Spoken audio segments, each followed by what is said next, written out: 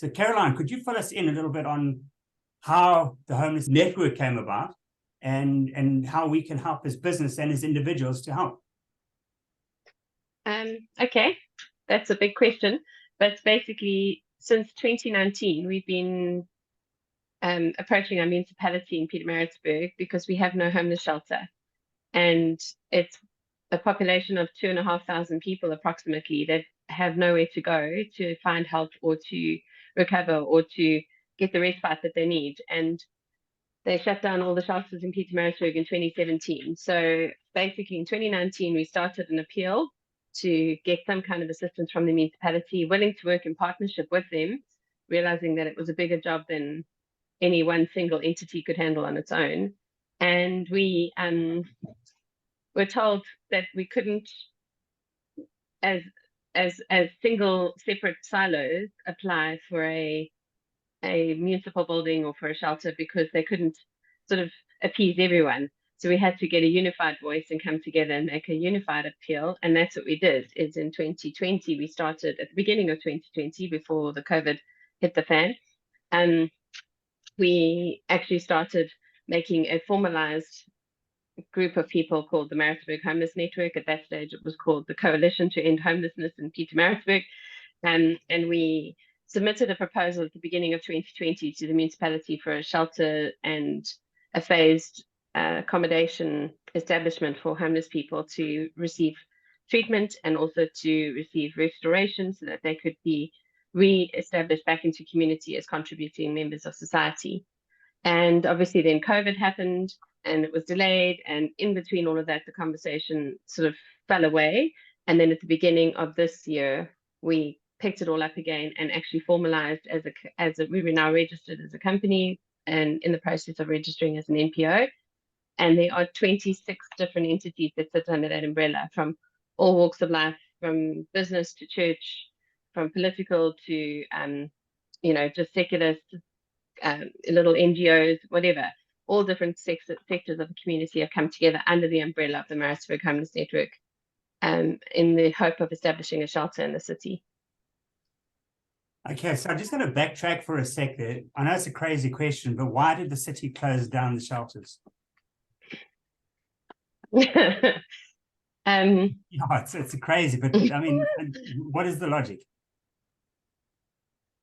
Jason, I don't know if you have special insight there, but you've got to throw the cat amongst the bird amongst the cat amongst the pigeons, because I promise you that this is quite serious. We've got a serious situation that obviously I love what you're doing, and we obviously need to help it. But how did it happen in the first place? Yeah, I'll jump in there with that. I feel honesty doesn't hurt any real relationships. And unfortunately, I think what's happened in Maritzburg is there's been a large misunderstanding about the seriousness of homelessness. And as Caroline mentioned earlier, there's been a lot of separate organizations that are trying to tackle this problem. And they've all come at it from a specific angle, whether it was feeding or housing or restoration or whatever it was. And I think ultimately, you speak about divide and conquer.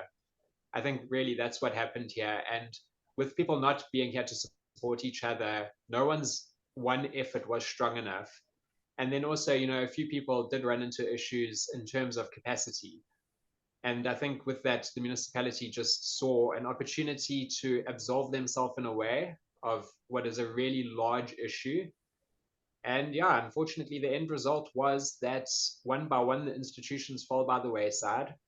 There was an instruction that came out during COVID that it had to be reopened.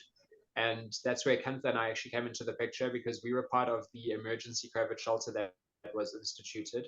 And that was done by Unzinduzi, and it was done horrifically incorrectly. Their understanding of what needed to be done and how it needed to be done was really poor. And it went badly. And as a result, that was closed down as well. And at the end of the day, it's worked into a blessing now, because they actually have developed an understanding of why we want to do what we want to do, the way we want to do it. And they're now on board with us. It's a very horrible way for us to get to where we are. I do believe you learn by your mistakes. And I think a lot of mistakes have been made by the municipality and by some of the other people involved.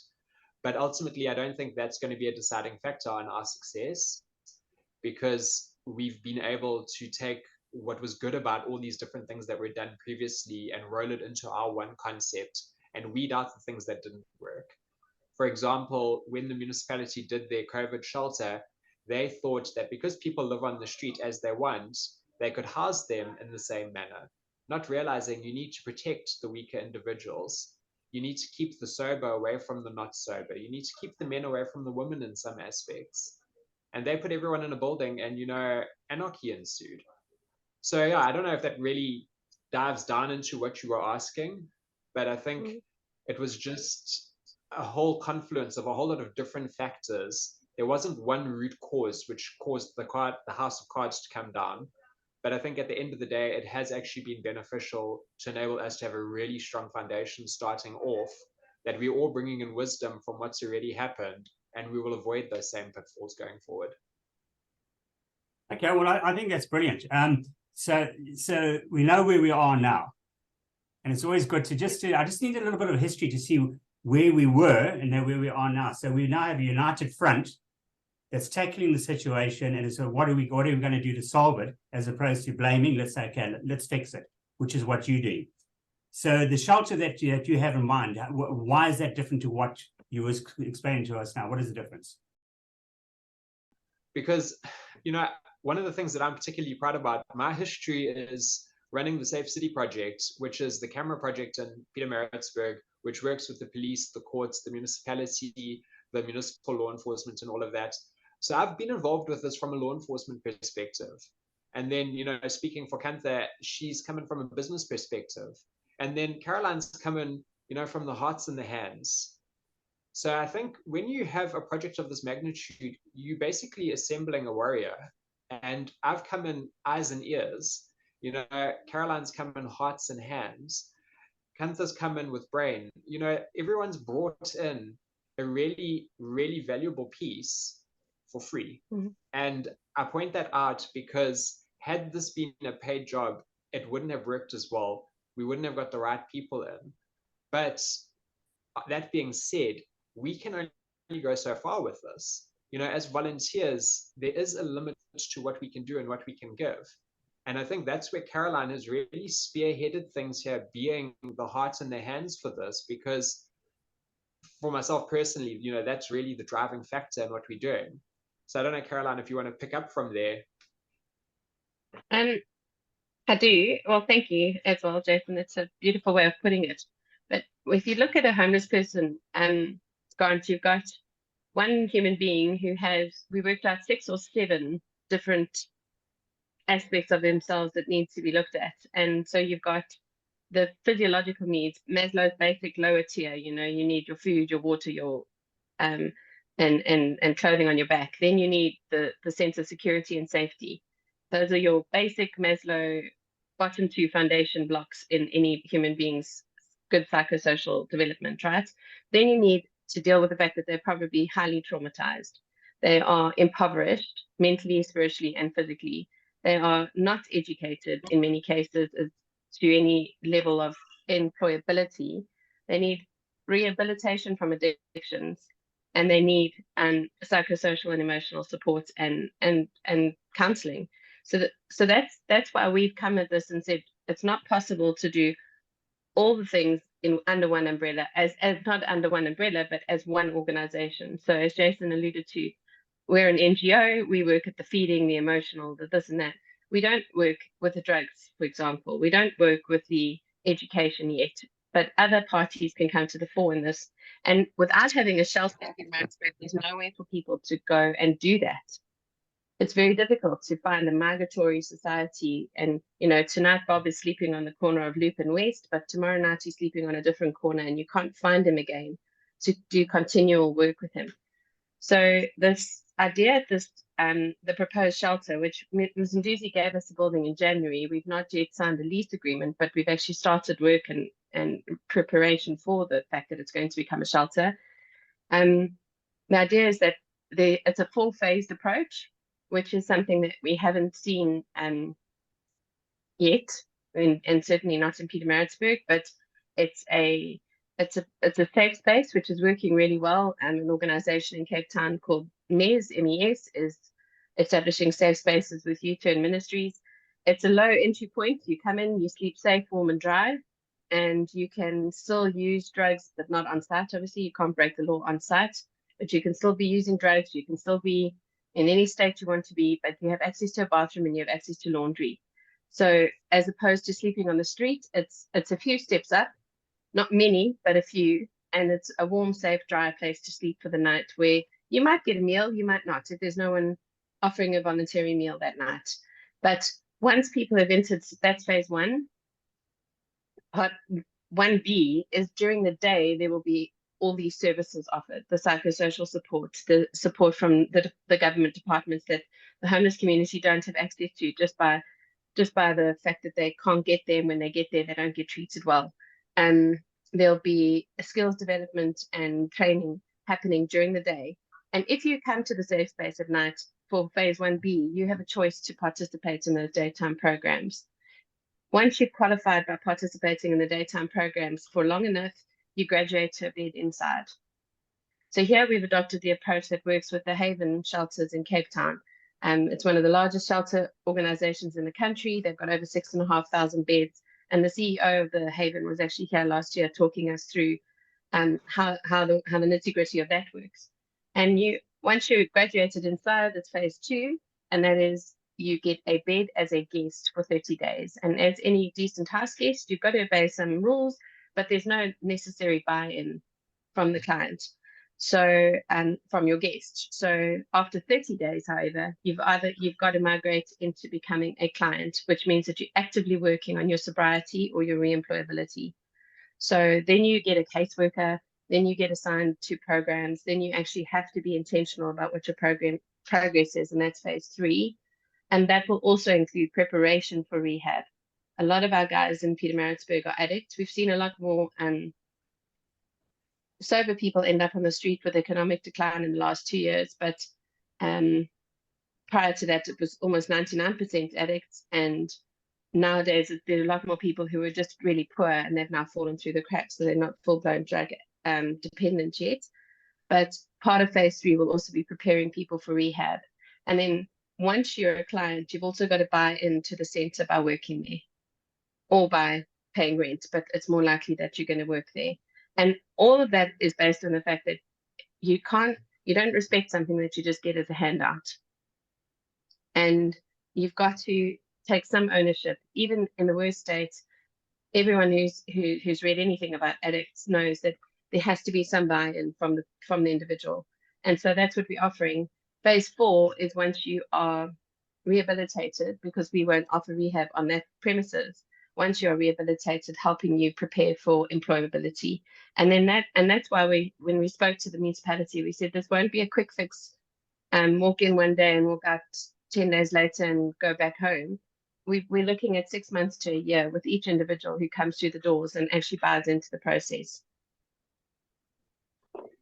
All right, and it's pretty well thought out. I mean, I love what you're doing. On just looking at, we've got 3 people from the organization online at the moment.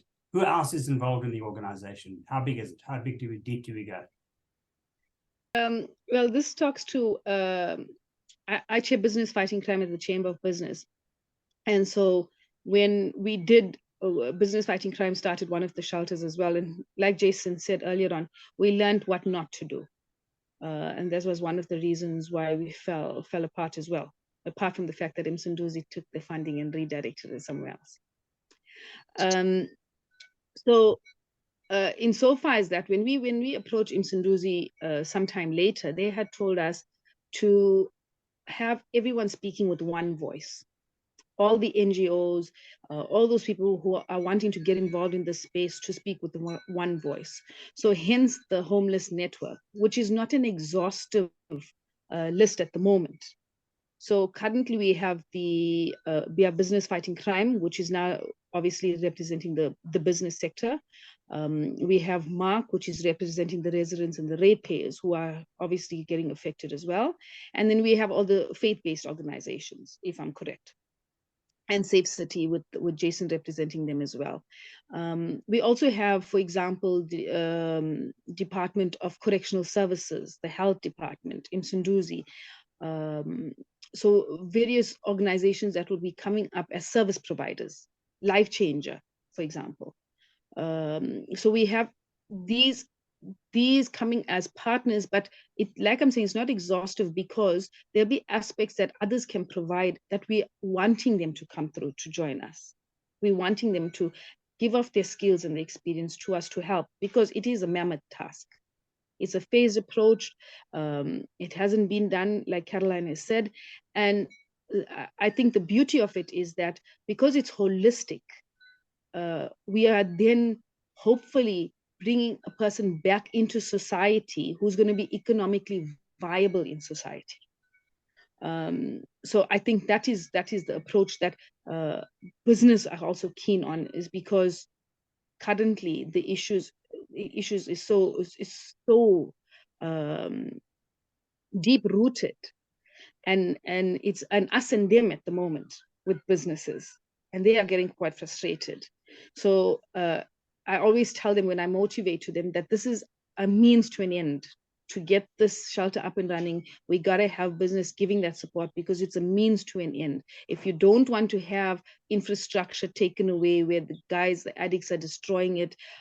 Yesterday on the N3, I was approaching Ottman Road, it's an off-ramp.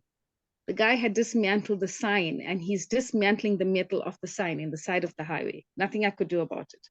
So, I mean, it's things like this that we need different skills. We need different people to come in and say, I can help, I can support, because this is going to help the whole of Msunduzi. And it surrounds as well. So, yeah, I hope I answered you correctly. No, you did. And I think you put it very, very bluntly that and nicely, that, you know, it's a responsibility. But I think what everybody needs to know is that we as individuals are responsible as well. It's not somebody else's problem. How we solve problems is by giving and sharing, which is what you're doing here. Putting in your own time, sharing, giving back to the universe, and ultimately the people on the street, most of them, it's not their fault, and it's becoming more and more our problem. So we have to step up what we're doing and say, right, time to step up. What are we going to do? How can we help? And that's what you're doing. We plug into what you're doing, and it's incredible. So just going back to what Caroline said, there's a lot of that. We're responsible once we're in the system, but how do we sustain this monetary in the long term? You can plug in and help us there. Running an NGO has changed a lot since we started Life Changer. So Life Changer started in 2017. So we're learning on the trot with this shelter development in the Pietermaritzburg Homeless Network that sustainability is key. And for that, we actually need to look at options that are going to make sustainability at the shelter something that we're not dependent on donations. Donations, as I've learned, is supposed to be our dream money and our push money, but not our bread and butter money. So naturally, we are hoping to get on in terms of funding. We're hoping to get, once we're all accredited with the right documentation in place, national funding, because there's national funding available for eradicating homelessness or working with the homeless. We also have plans in place to do things like utilize the roof for solar energy. There are ways that solar power can actually be sold on, and we're investigating those. We've also been granted access to rather large gardens, and we have obviously planting gardens just to support the shelter is one avenue that's important, which will reduce the costs in the shelter. But the other avenue was to plant a picking garden, like those strawberry pickings and flower picking garden, clients and guests how to make beautiful jams and how to make lovely coffees. And actually that'll be part of obviously the employment development, and run a little coffee shop in the picking garden, because it's a beautiful field right across the road from where the shelter will be. So we also, yes, we've been investigating different trades that the homeless people can get involved in, being taught the trade, and then actually working in that trade from the shelter as a form of income for the shelter, and giving them employability. Because the one thing is, you know, when you've got someone who is coming from a hugely traumatized background, the family that they form is the community on the streets. So you also don't want to chase them away too quickly, because that's who they want to, that's not necessarily their family, but it is who they want to be with, and their support and safety, and being with the familiar people that you know. So if we can find ways to viably sustain the shelter by using guys living there, it also gives their friends that little dangling carrot to say, I can head to where that guy is, and I can get a job, and I can be part of something good. And then, you know, if you've been trained as a welder, who knows what the next step is from the shelter. But that's where the skills development will come in a big way, and hopefully we'll also earn some income for the shelter. Okay. I want to pick up on what you're saying there, Caroline. You know, for myself personally, I'm going to sound a bit stupid now, but I didn't know what I didn't know. And I think for our project, really what I would like to try achieve just today is to get a message out there for those who could advise and assist and guide and help shape. Absolutely, yeah. As an organization. You know, for an example, I've spoken to a fantastic accountant who is working like 16-hour days, and she said to me, you know, she will still come in and assist us with our finances. And I said to her, I don't want to overwork the hard work donkey and kill this lady, but I do need that knowledge. So, you know, if an accounting company could adopt us, or, you know, a stationery supplier could adopt us, or we've spoken about our gardens, you know, if an agricultural company could adopt us, not to fund us and not to support us and not to become, you know, responsible for us, but to help shape, grow, and make sure that our foundation of what we do is strong. We don't have a lot of volunteers.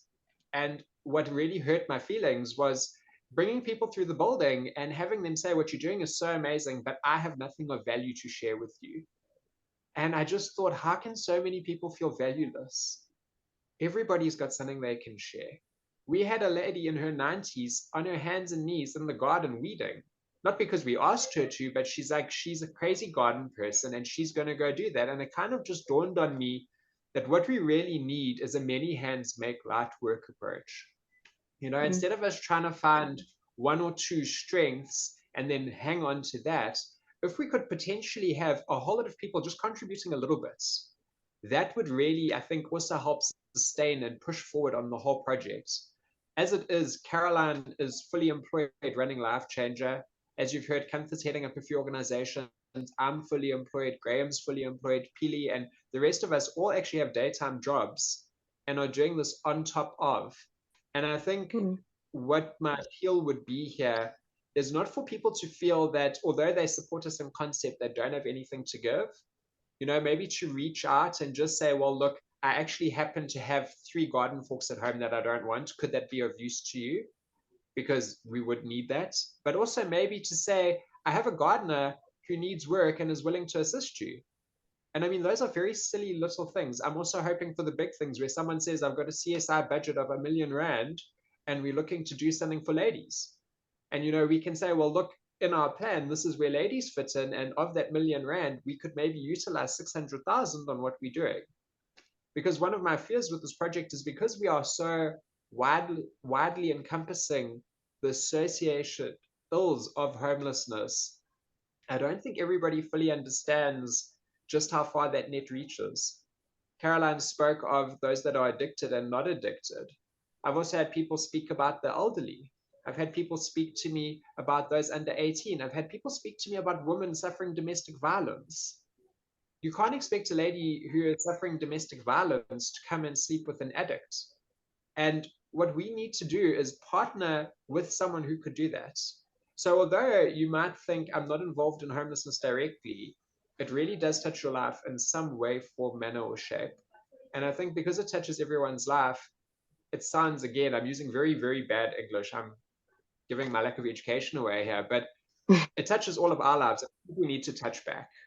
You know, as silly as that sounds, I think we need to acknowledge it and also put our hand on it.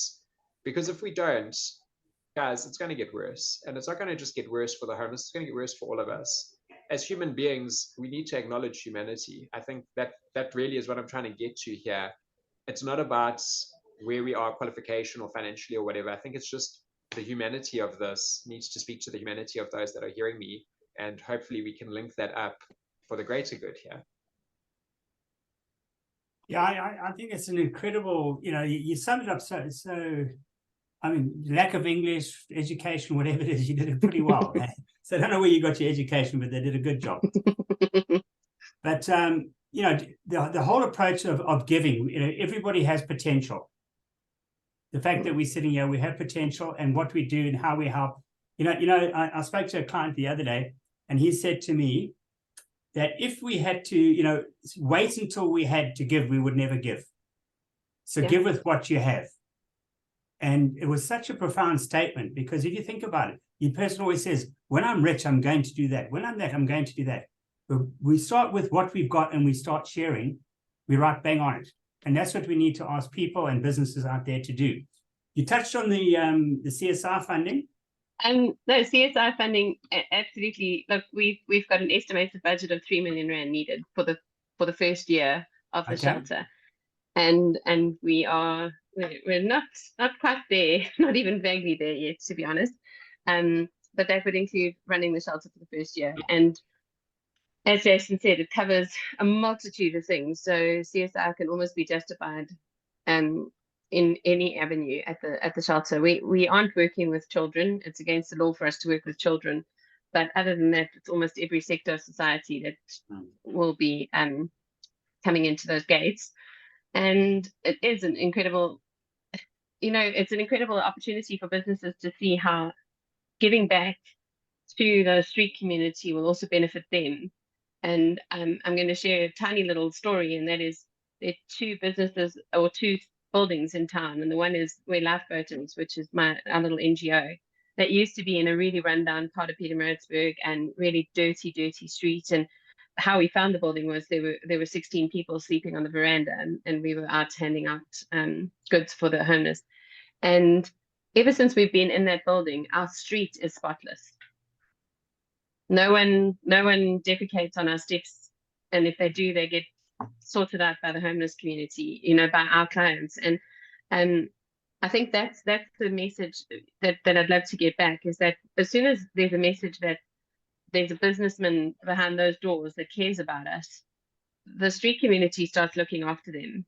And obviously that's something that takes time to develop, but we've seen it again and again. And we're trying to change that dialogue as well in Pietermaritzburg with the Keep Pietermaritzburg Clean Victory on Victoria Road campaign. Is if we can find a way to actually empower the guys who are sleeping on the steps at night and help them and actually point them in the right direction, we'll see how they become part of the solution as well.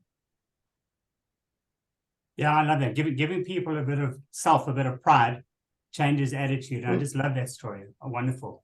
So what we're going to do now is I'm just going to wrap up. So if you just want to shoot around everybody and just give a call out to business and people out there, just a message to encourage everybody to get involved with this incredible network that you developed. So our building is a bit difficult to find because Google Maps will take you to the wrong place, but our address is 2 Abattoir Road /30 Door Road. My number is 078-437-2378.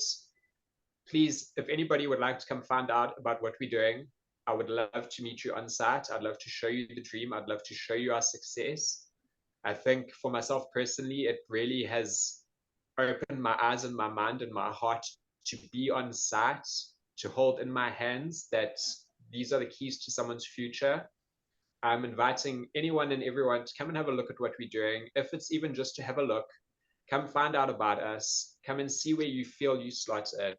And there's no obligations. If you want to just come in and say, how's it? You spoke too much nonsense or whatever it was, you're more than welcome. I would love to just show everyone around on site if they want to. Just like to reiterate what Jason also said earlier is we want this to be partnership and we want this to be easy. So it's whatever you've got in your hands. You'll be amazed at the things that we need and the things that are necessary for the space. And it's from the most obscure little block of soap all the way up to security gates and security fencing and everything in between. And like you also said, Grant, we can give whatever we have right now. We don't need to wait for a right time or place. So there's an opportunity for almost anyone to come and be involved in what we're doing. So as Jason said, come and see, and you'll find a place as well. You'll find a space if that's what you're called to do. I echo everyone's sentiments that each one of us has something to give, whether it means you wanting to donate pillowcases to us or towels or your cups and saucers, because we need to make a home. We're making a home. And I'm reminded of Phil Collins. I'm not sure if everybody remembers Phil Collins. And it's just another day for each of us who can afford it in our paradise. And if we can just give a little bit of that out, we can make this place a success. We can make it a reality, but we need everybody. We need everybody to help us. That's what we need. We need people to say, you know what, I don't mind giving off my time because I don't have something tangible to give. Or I don't mind giving you my things because I can't come out there to help you because I'm working. Each of us in our own way can do something. So I appeal to everyone.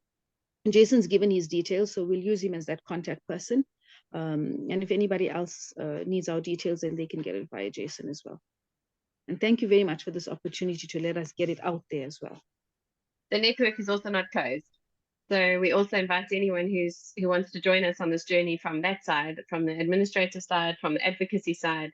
The network doors are also not closed. And so we are welcome to, anyone is welcome to come and see. And the website is pmbhomeless.co.za if they'd like to get in touch through that as well. It's just so many good things. You're helping from all. So you're not just putting up a building. You're coming with solutions. I love the way you thought it out. It's just everything is just so put together. So all we've got to do now as individuals of the Maritzburg, Greater Maritzburg area, Durban area, is get involved and help in whichever way we can. So I have put the details on the screen. So the Jason's numbers are on the screen as you're looking now, and the web address. So folks, get in touch with them. Let's make this thing happen. Let's make their dream come true and become part of our dream, our brag to how we've helped society. Awesome. Thank you. Brian,